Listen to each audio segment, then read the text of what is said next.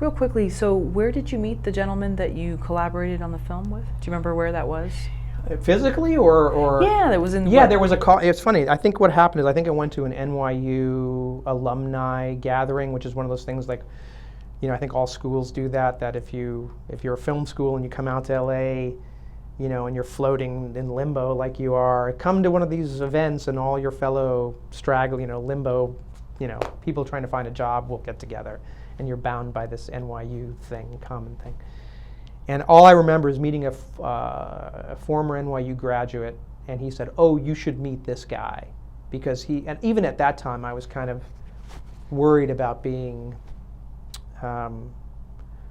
dependent on a studio or a network or giving me a job. I mean, it already felt enormously competitive.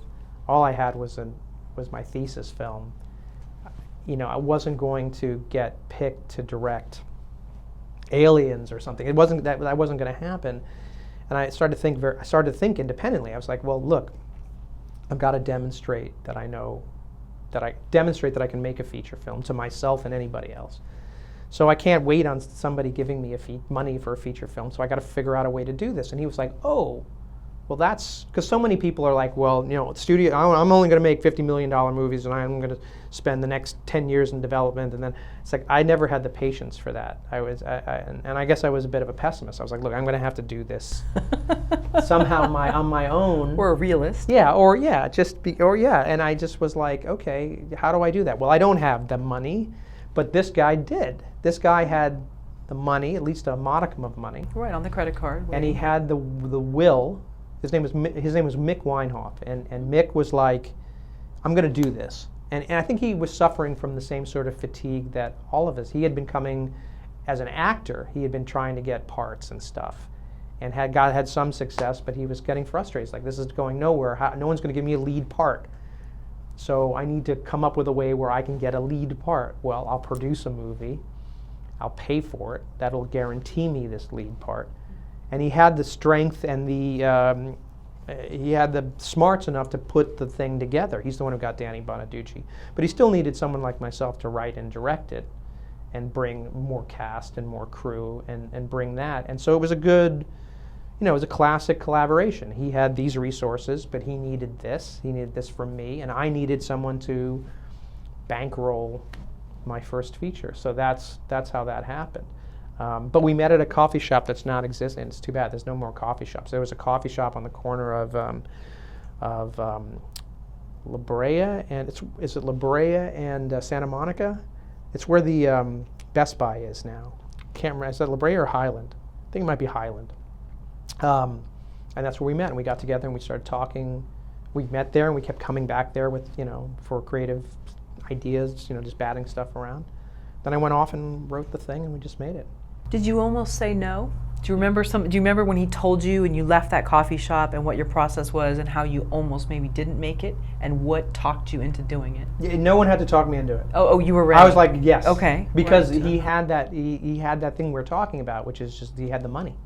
Right, okay. He had the money. Like everything else was, and yes, there's certainly limitations. I mean, maybe I would not have elected to make an exploitation movie as my first feature. Maybe I certainly would not have elected to make it on video. But those things were the things that created sort of the stimulus for the idea. In other words, having no parameters, I think, is harder than having some, or limitations. Let's look at them as limitations. If somebody says, you can make anything you want, I don't care what the subject matter is, and the sky's the limit for the budget, I think you're going to have a harder time. I mean, unless, yes, we're all nursing these epics that we want to make, but if someone says you can have anything you want, or it's like one of those questions like you just won the lottery, you just won $100 million, what are you going to buy? It's almost like but if somebody says, no, you have to do this within this particular box, I think those walls, which can be walls or limitations, sometimes are good things because you now have an arena within which to work, and it's not just the entire universe, it's this. So shooting on video, having somebody get killed every 5 pages or whatever those things were, nudity, all those, and all those things were like, okay, well now those are the elements that I have to deal with, and it made it a little bit easier for me to come up with the with the story. But no, I never had a second of, because I was so desperate. I mean, it's like anybody who comes out here, I tell my students this, it's like when you go out to LA, it's like I don't even remember the first like year and a half of living in LA just because it was so stressful. It was so, Right.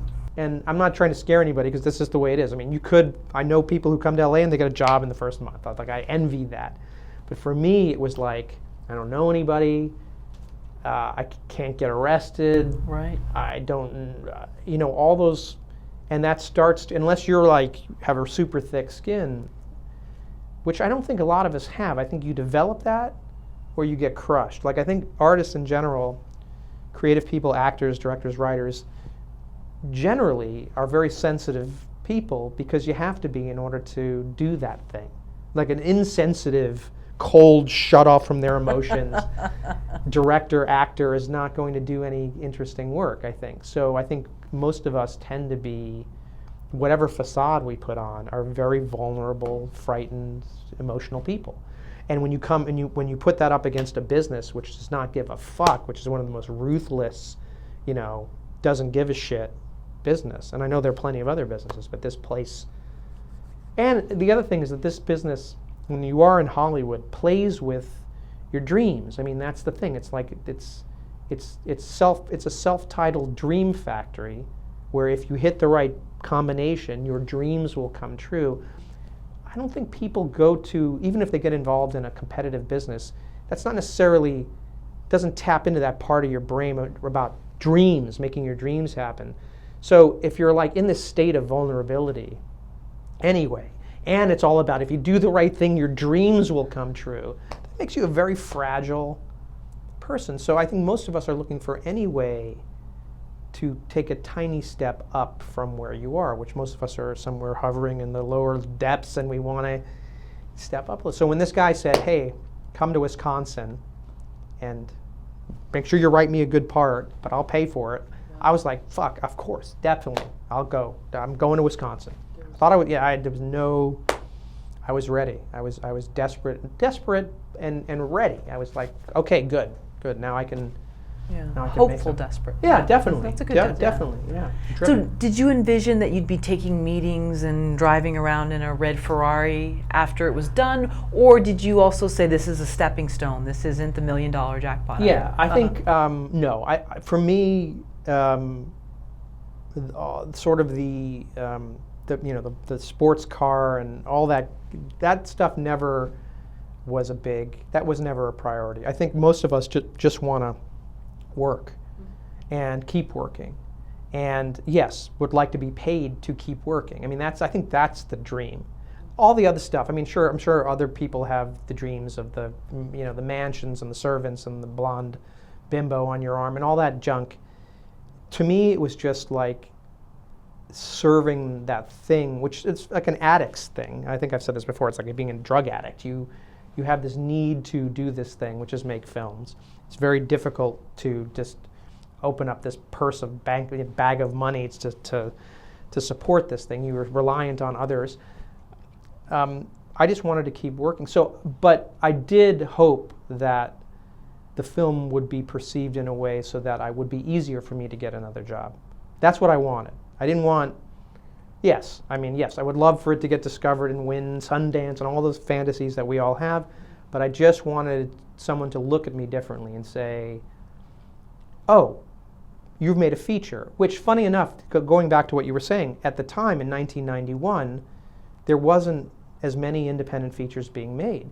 So there was a certain perception that went along with somebody who had actually made an independent feature, whether it was good or bad. It was like, well, he actually climbed that mountain. He actually went out and did it. So that was helpful. It did get some nice reviews, and it did open some doors for me, certainly. It didn't press the magic, you're now a star and now the sky's the limit. I still was down there, but I was a step up from where I was. Sure. Well, even just going back to then Ed Wood's story, yeah. Which I don't know. I'm not. There's not. parallels. I'm sure there's a lot of Yeah, I differences mean, I'm between. not- I know yeah, that I yeah, didn't thank see you in you. a dress coming in today, but No, the dress isn't fine. It's the quality. I happily wear the dress. It's the badness, the overall badness that I don't care about the dress. I'll wear a dress any day. But for a long time, from what I saw in this documentary, and I didn't actually see the narrative film, Yeah. but no one would take him seriously. People Right. just shunned him. They didn't want anything to do with Right. him.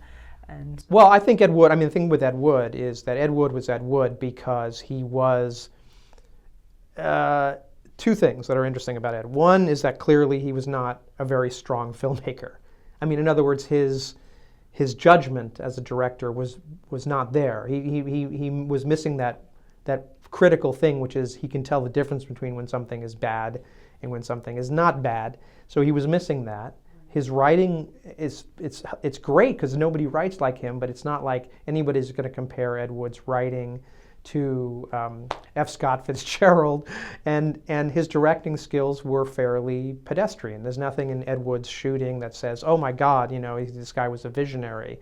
There are a lot of there are a lot of directors, there are a handful of other directors working in low budget that were, I think, much stronger directors than Ed Wood, that don't have the notoriety simply because they were not as horrible or as such a strange personality as Ed Wood. Right. That's what makes him so interesting. Mm-hmm. But he was also completely unself-aware in the sense that he didn't know. He thought he was great. I mean, he thought he was doing fantastic work when in fact it wasn't.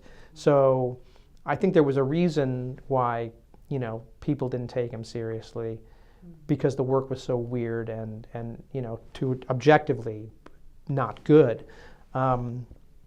That said, his work has always been interesting. That's the thing, because he was like, he was sort of crazy in that great way. Like, he didn't censor himself. This is how he saw the world, and that's what he set down, and that's why his movies are so distinctive.